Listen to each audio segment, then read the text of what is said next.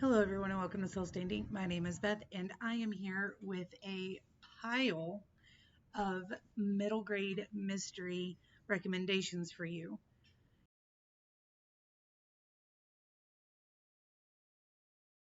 to get you started on your list for March Mystery Madness. Now, if you want to go with the prompts, we do have 9 of them. They are Dressed to the Nines, Formal Wear on the Cover, 999, A British Mystery, 9 Lives, has a cat on the cover, 911, a first responder of any kind. A book that reminds you of Janelle if you were not someone who was lucky enough to know Janelle or watch her videos. She really loved Golden Age mysteries. And I've got a couple of middle grades I think she would have enjoyed. Then we have 9 Patch, a book with a quilt on the cover, a 9 on the cover or in the title, a 9th book in the series, or a page count, chapter count, or year published, etc. that includes a 9. Or for one of mine, that's something entirely different. But let's actually get into that. Now, if you saw my announcement video on the 9th, we were dressed to the 9th. So do please forgive me not being anywhere close to that today. It has been snowing at my house since 2 or 3 o'clock this morning. We are a little over 6 inches deep right now, and it's still going strong. So I am just trying to stay warm and comfortable. However, let's get into the book recommendations. Some of these you'll have seen from me before. Some of them you will not have heard me talk about for a long, long time. And some may be things I haven't talked about, although I doubt that seriously. I do tend to talk a lot, especially about middle grade books. First one I want to talk to you about is Sam Subide's The Last Shadow Warrior. This is Norse mythology based in a modern day setting, and it has 308 pages. Thought it was 309, but acknowledgments start on 309. My bad. It is, however, a really, really good book. It has 29 chapters. There we go. We're good. It has a bit of a mystery. We are trying to figure out what happened to our main character's mom, and she found out she's of Viking heritage. It's really, really good. All right, moving on. I don't want to talk too much about these, but next is Welcome to Wonderland Beach Party Surf Monkey. This is actually book 2 because I couldn't find my copy of Home Sweet Motel, which is book 1.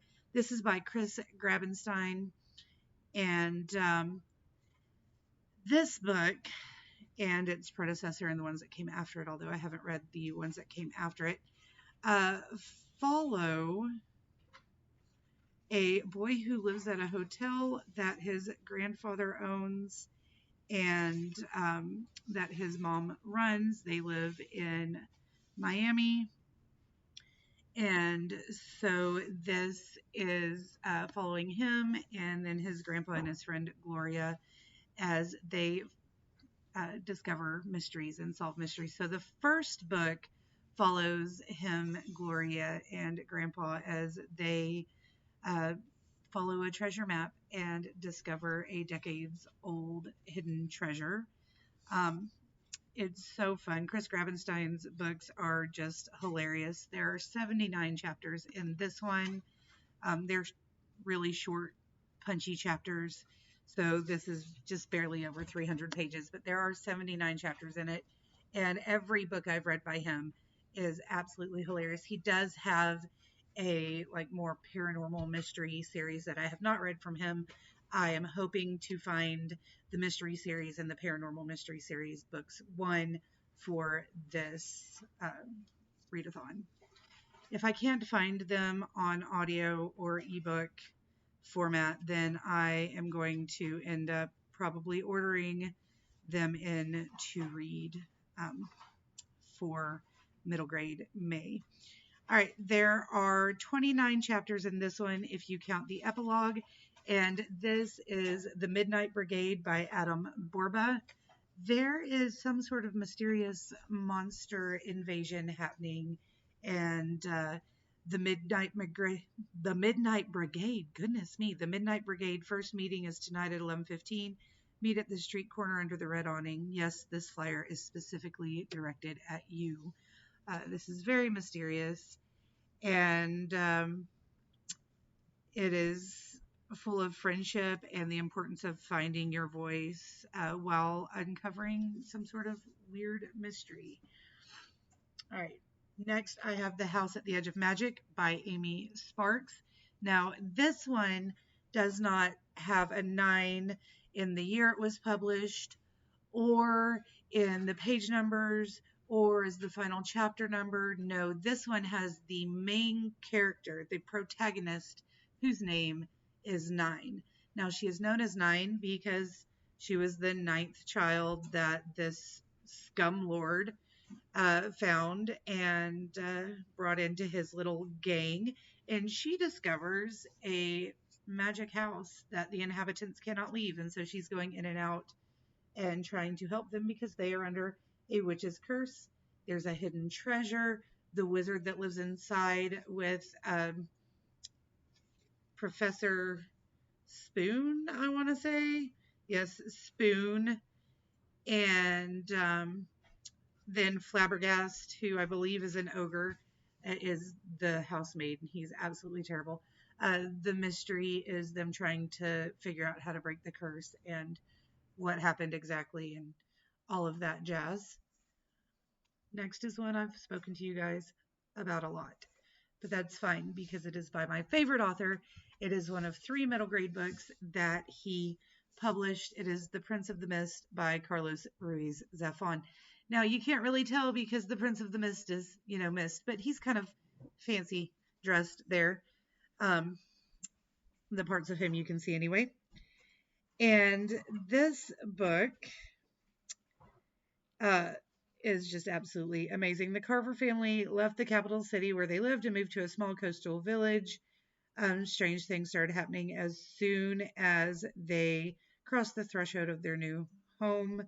Max and Alicia Carver begin to explore the strange circumstances of the young boy who died by drowning at their home, and discovered the existence of a mysterious being called the Prince of the Mist, a diabolical character who has returned from the shadows to collect a debt from the past. With the help of their new friend Roland, the Carvers soon get caught up in an adventure of sunken ships and enchanted statues, an adventure that will change their lives forever. Forever. So this one has 19 chapters if you include the epilogue, and whether or not you do, you should definitely read this book. All the books by Carlos Ruiz Zafón. All of them. This one is Charlie Bone and the Beast, Children of the Red King, Book 6. Now, I have not read any Charlie Bone books, so Book 1 is on my March TBR, or I think it will be anyway. I don't have a copy of Book 9, but I know that there is a Book 9 in this series. I've been told that they are magical and mysterious. So they're magical mysteries, basically, for middle grades. And this one has 389 pages in it. Next, I have Book 2 in the Cassidy Blake series by Victoria Schwab. This is Tunnel of Bones. Now, this one, there are mysterious ghosts that are dressed very nicely in it, but also they are in Paris. And so she is developing her skills as a ghost hunter. If you have not read the first book, I highly suggest you start with that. There are 29 chapters in this one, and it's fabulous. I'm trying to go really quickly through these guys, so if you want to know any more about them, let me know, and I will talk more in depth. But I found more than I anticipated to talk to you about. So this is How I Became a Ghost, a Choctaw Trail of Tears story by Tim Tingle. Tim Tingle was he's a Choctaw storyteller, and he was the first Choctaw storyteller who was allowed to go into the tents with the elders and record them on a recording device. There are 29 chapters in this one. And this follows a young boy who is forced onto the Trail of Tears with his family. And as you can tell from the title, he becomes a ghost. It is full of magic and mystery and kind of an honest look at what the Trail of Tears would have been like. It does not shy away from talking about people's bloody footprints and things like that, but it's also not super gory. It tells the facts and it talks about their feelings, but it's not giving us a lot of in-depth details. You can look Tim Tingle up on the YouTubes and see him doing some of his storytelling presentations. I actually have met him a couple of times. We are Facebook friends, and I wrote a unit around this for early middle school students that I sent to him, and he loves and he shares with people. So I kind of am a little bit biased towards him, but every class, every student, every friend that I have shared this book with that read it has fallen over themselves. I currently have a sophomore reading this, and as she's about halfway through right now, and she's already asked her mom to go on and order her the whole series and all of that. And she reads very slowly, and so her mom is just so excited.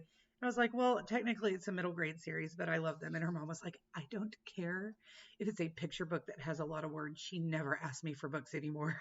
I was like, girl, got you. So awesome series, awesome author, awesome guy. Next, I have Thisbe Thistoop and the Black Mountain by Zach Gorman. This one came out in... Oh, I thought it was 2019. It's not. It was 2018. I was about to say I got all the things with this one because it came out in 2019 and it has 319 pages, but no, it just has 29 chapters, 319 pages. I was close though. Next is one, I didn't tell you anything about Thisbe Thistoop. Oh my goodness. So, Thisbe Thistoop lives in the absurd land of Nth at the Castle Grimstone, down in the Black Mountain dungeon. They are the gamekeeper and sometime friend for all creatures gruesome, grotesque, and uncommon. She is often up to a rather pointy nose and griffin toenails, gnoll, spittle, and troll meat. She takes careful notes, and then all of a sudden, the prince and princess are going to arrive for a royal inspection, and she has to make sure everything goes according to plan. But things do not, and then she has to figure it out. It's really super fun, and I highly suggest that you check it out. Next, I have a series we all know I love. If you've been around for more than just a little while, some of you are new, by the way, and I really appreciate the new ones. I am so excited that you're here. You're helping me reach my goal of hitting 500 subscribers this year. Last I checked, I was at 420, which is also a great number. This time last year, I was at like 350 something. So I am just astounded that I got in the 300s, let alone solidly in the 400s now. But I would like to get to at least 500. But if you're one of those new ones, you probably haven't heard me talk about my deep-seated love for the Trixie Belden series. This is book 9, Trixie Belden and the Happy Valley Mystery. If you don't know anything about Trixie Belden, Trixie and her friends in the Bob White Club solve mysteries. They are teenagers, and these books came out originally in 30s and 40s, I want to say. They're absolutely fabulous. They're fun, sweet, innocent little mysteries that are very much similar to Nancy Drew, but in my opinion, while I adore Nancy Drew and the Hardy Boys, I like Trixie and her friends just a little bit better. They feel more real to me somehow. Speaking of a group of friends that I adore, this is mystery number 19 in the Babysitters Club Mysteries, Christy and the Missing Fortune. So in an old history book of Stony Brook, Christy finds a name that really catches her eye, Christina Thomas. The more she reads about her, the more excited she gets. She was an heiress who disappeared in 1863 when she was only 17. Nobody knows where she went or what happened to the fortune she took with her. Um, so this is a Babysitter's Club mystery. Obviously, I love the Babysitter's Club. And if you are looking for a fun, quick mystery, Trixie Belden and the Babysitter's Club mysteries are always a good way to go. Now is some shameless self-promotion time. I haven't talked about my books in a really long time. The first 3 out of 5 are actually self-published via Amazon. I do intend to take them down and edit them at some point. I originally wrote this book. I don't even remember what year I originally wrote this book. Um, there are 399 pages with fairly decently sized font. I want to say I finished this book in 2009 for NaNoWriMo. The first draft was 2009 NaNoWriMo. Um, and then I edited it and put it to the side. And finally, when my now 11-year-old was a infant, I edited it again and went ahead and published it. I have not edited and redone anything on it since then. So it probably needs a lot of work. I haven't even reread it since then. However, it is a middle grade book who follows Alfonzor. Alfonzor is a fairy-sized dragon. He is the only tiny dragon in his family. Some girls find him, some college-age girls find him in a thrift store and wake him up from the form that he was in. And then they start looking for clues and trying to solve the mystery of where his family is and how to stop the evil fairy queen from coming into our world and taking it over. Um, I love this story very much.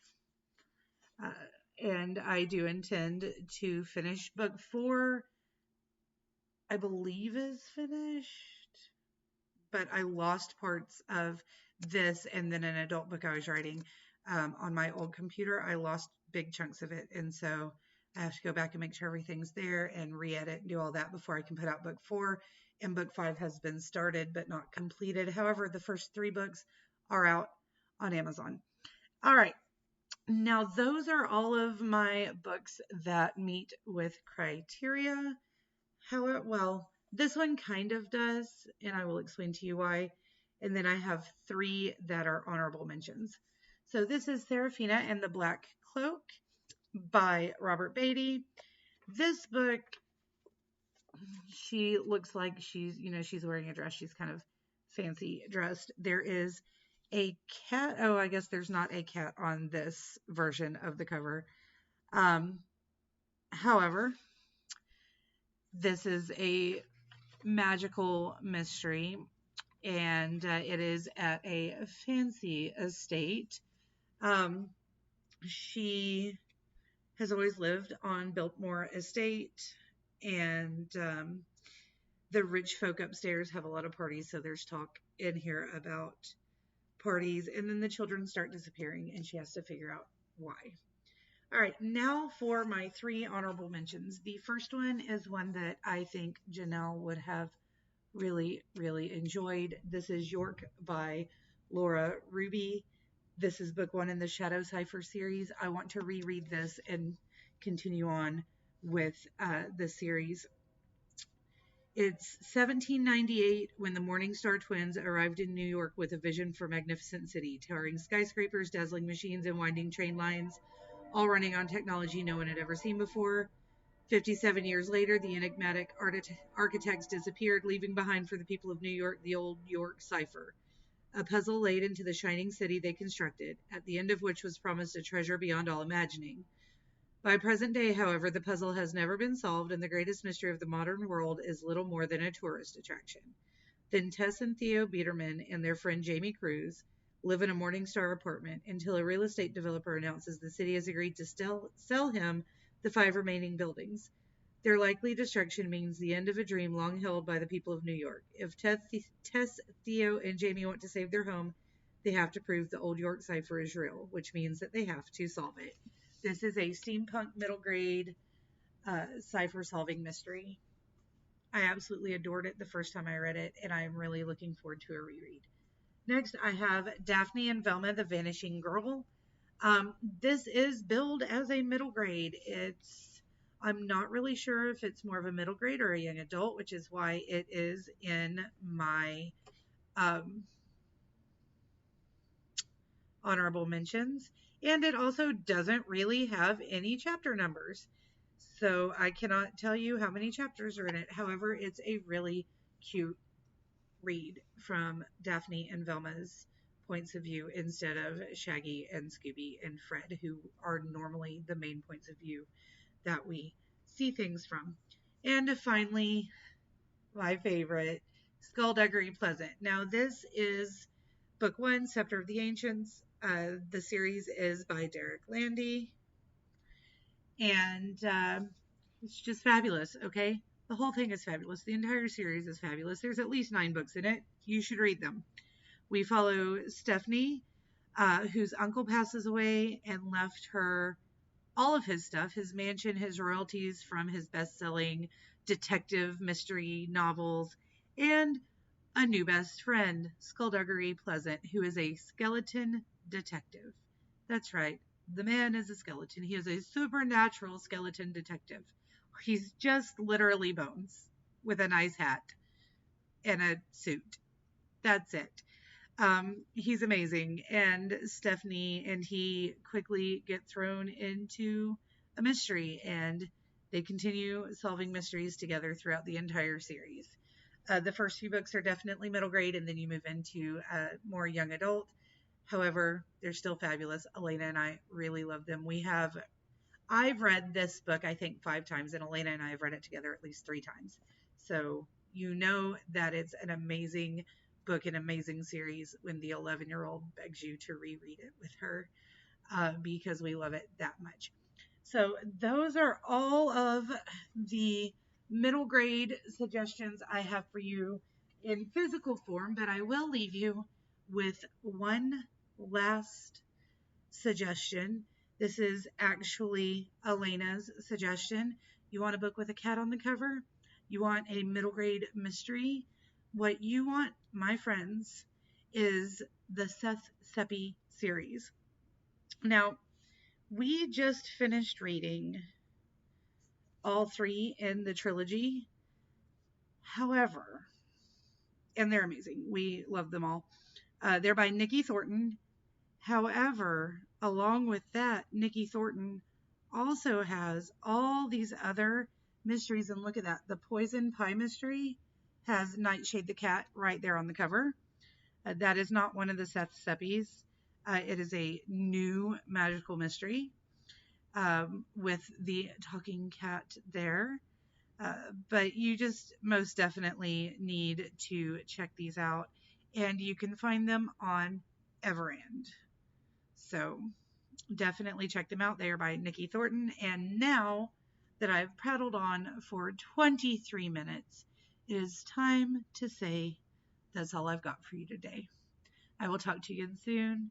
Let me know if you want any more suggestions for middle grade mysteries or you want me to go into any more detail about these. But until then, and until next time, I hope you guys stay safe out there. Talk to you later. Bye.